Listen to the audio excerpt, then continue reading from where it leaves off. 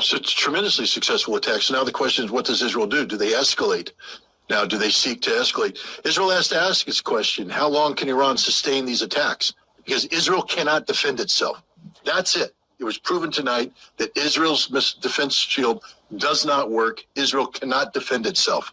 So if Iran is capable of sustaining these attacks, then that's a problem for Israel, which now means they either have to do a negotiated settlement, which they're not going to do at this juncture because they're not defeated yet.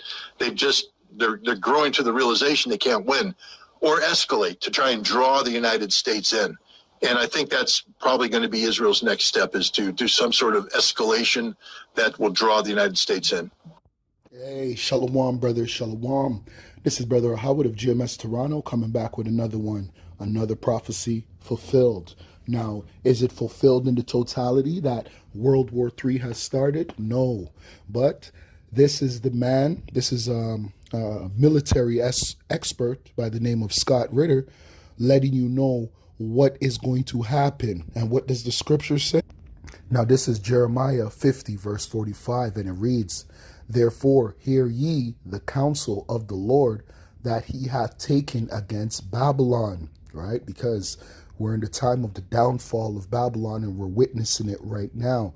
But the totality of that completion of the downfall is going to be when the nuclear missiles actually pelt Babylon until it's completely destroyed.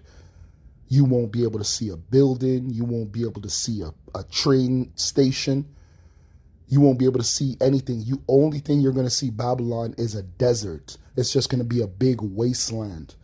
And it says, "And his purposes that he hath proposed against the land of the Chaldeans, surely the least of the flock shall draw them out." Is that not what this man just said? Let's listen to him again. Let's listen to Scott Ritter. They can't win, or escalate to try and draw the United States in. And I think that's probably going to be Israel's next step, is to do some sort of escalation that will draw the United States in. And guess what? And it's not going to happen right now. Is this the beginning of World War III? No, not in the sense that it's going to become a hot war. No, it's not, because prophecy still has to be fulfilled, which is what? What prophecy has to be fulfilled before the complete destruction of Babylon and of Israel, the land of Israel? Now, this is Revelation chapter 13, verse 16, and it reads, "And he shall cause all, both small and great, rich and poor, free and bond, to receive a mark in their right hand or in their foreheads," which is going into what? The microchip, the RFID technology, right? It's an implantable device that you can shop with, you can present as your ID, right? You can put your identification on it. Your passport is going to be able to go on it. Everything is just going to be scannable. Okay? All your information, who you are, is going to be all on that implantable device. This prophecy has to be fulfilled, and it has not been fulfilled. So what's happening right now? Now, this is Revelation 7:1. "And after these things, I saw 4 angels standing on the 4 corners of the earth, holding the 4 winds of the earth, that the wind should not blow on the earth, nor on the sea, nor on any tree." And we know the wind is blowing on trees. All you got to do is go outside, right? For you people that live near a body of water, tell me that the water is not going back and forth right now, right? Now, obviously, the water has its own motion, but that motion of the water can be turned up by the wind, okay? It can be turned up by the wind as well. So for you people that live in the Caribbean, go outside right now. Is the wind not blowing? Open your window right now. Look at the trees. Is the trees not moving? So it's not talking about actual wind. It's talking about destruction. So these angels, right, these 4 angels, that are holding back judgment, because that's what it's representing as well. It's representing judgment, and they're doing the work so certain things do not pop off before it's time. Before what's time? Before the time of prophecy. Prophecy has to take place first. Nothing is above prophecy, not even the elect. The elect are not even above prophecy. Prophecy has to, let's say all the elect are sealed right now. Well, guess what? The MOTB still has to take place before the elect and the 1/3 are delivered. Still. Okay? Now, let's say they push the MOTB upon the world. Let's say that time comes. Well, guess what? The elect won't be delivered until the third woe, until the third world war actually begins. That's when the Lord is going to come back. That's when Yahushua is going to come back to deliver his elect and to deliver the 1/3. That's the only time. That's how we measure the time. Now, this is 2nd Ezra chapter 9, verse 1, and it reads, He answered me then and said, Measure thou the time diligently, right? And to be honest, the men of the Lord are doing the measuring. The prophets are doing the measuring. You people should really and truly just be quiet, right? You people really should just be quiet, because the majority of you, you false prophets out there, you're pushing lies to the people. You're deceiving the people. You're making the people think that, oh, we have 1,000 years left, or we have 100. We don't even have 100 years left. So how could we have 1,000? In my opinion, I don't even think we have 10 years. So how did you reach 1,000? Okay, cool. Let's say you passed 10 years. I don't see how you passed 10 years, but how did you pass 50 years? How did you pass 60 years to get to 1,000? Like, where are you getting your information? Right? So it says, He answered me and said, Measure thou the time diligently. Let's get that word. Let's see what that word means. This is the word. Diligently. And it means in a way that shows care and conscientiousness in one's work or duties, right? It says, is there more? Oh, that's it. Yeah, but that's good. In a way that shows care and conscientiousness in one's work or duties. That's beautiful, right? And that's the men of the Lord. That's the prophets. We care about this ministry. We care about the flock. So we care about what we say. We're not just cutting on, posting videos on YouTube just to rant and talk shit. We're not. If you really truly sit down and listen to what the men of the Lord are saying, the prophets are saying, they're really and truly preparing you for the battle. And the preparation of the battle is spiritually. That's all we're doing. But we're also washing the blood off of our hands, because we hold a heavy responsibility, a heavy duty.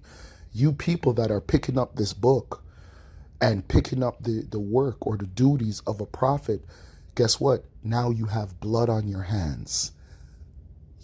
I don't think you people understand the importance of this work, because if you do it incorrectly, now the blood of other people are going to be on your hand. You have to understand, we already have to work out our own salvation, right? Personally, every one of us, we have to work out our own salvation personally. What's amazing about the prophets, what's amazing about the men of the Lord, is that they take on a responsibility as a shepherd, just like Yahushua. We are now shepherds, but the blood of people are on our heads. It's not just a glorious position where it's just like, yo, do this, do that. Yo, bow down to my feet, kiss my feet. No. If I tell you, or I lie to you about the truth, or I lie to you about the name, or I lie to you about the timeline, I'm telling you, oh, we have 1,000 years left. Well, guess what? Now, whoever listened to me and believed that, your blood is on my hands. If I preach and I tell you, yo, the MOTB is fine to take, don't worry, the MOTB is Christianity and it's okay to take, your blood is on my hands. We have to tell you the truth. That's why we're so fervent with our preaching. That's why you might hear us use harsh language, right? A lot of people always tell me, yo, Brother Howard, don't you know that you'd be able to get more views if you didn't curse that much, or if you didn't curse out the woman that much? Well, listen, when I'm in the spirit, I don't know what's going to come out. I'm in the spirit. I'm flowing in the spirit. But because you people have been taught that the Holy Ghost is speaking in tongues and all this madness, you don't understand what a man is truly in the spirit, because you take offense to everything. You feel like the way that we preach or the way that we teach is offensive to you. Now, this is 2 Corinthians 11:6, just to prove the point. And it reads, but though I be rude in speech, right? That's all we are. Do we curse people? Yes, we do. When we put up curses, we're literally asking the Most High to destroy this kingdom, and we're asking the Most High to destroy the 2/3 of Israel. We're asking the Most High to destroy or bring judgment upon Babylon. That's a curse. We're putting a curse upon you. If we do that, you can be like, oh, you're cursing. But when I'm using harsh language, the only thing I'm doing is being rude. But though I be rude in speech, yet not in knowledge, right? So when it comes to the knowledge, we don't play. That's something that we have. And it's not something that we're boasting on. It's something that we had to work on spiritually. We had to go through things as men of the Lord, as prophets, to even get here. Okay? We had to be sustained by Yahweh Yahweh Shai. This is not done on our own accord. I'm telling you, man. I'm telling you, this is not done on my own accord. I'm not saying that when I was in the world I was a fool. I was never a fool. I was always known as an intelligent person. But when I came to this truth is when I found out, firstly, I never knew nothing. And secondly, it's the Lord that's teaching me through the Rakah Kodash and through the elder apostles of GMS. And that's when I abounded. Like, that's when I started to grow. Okay? So it says, but though I be rude in speech, yet not in knowledge. Okay? But we have been thoroughly made manifest among you in all things. Tell me what we didn't answer. I want you people to make a video asking GMS what topic we didn't touch on. Because starting with our elder apostles down to the bishops, down to the heads of these different camps, we have made videos touching on every single topic. You people, or the flock, you have been fed. You have been fed to where you are fat or nourished with knowledge, wisdom, and understanding when it comes to the scriptures. There's not one topic, subject, according to the scriptures, that we have not touched. Everything that's in the Bible, every topic, the brothers of GMS, starting with the elder apostles, have touched on it. Right? So I just wanted to make a quick lesson on that. I'm not going to make this long at all, right? Because we're living in a time of prophecy, we're living in a time of judgment, and we're living in a time of deliverance. All right? So with that, I'd like to give all praises, glory, and honor to Yahweh, Bahashim, Yahweh Shai, Bahashim, Rakah Kodash. Double honors unto the elders and elder apostles of GMS that rule well and that teach well, and to the brothers on the four corners of the earth doing this work in truth and in sincerity, only the elect, only the 1/3. Shalom to you and to you only. Till next time, Kwam Yasharallah, and Abad Babal to this wicked, sinful kingdom.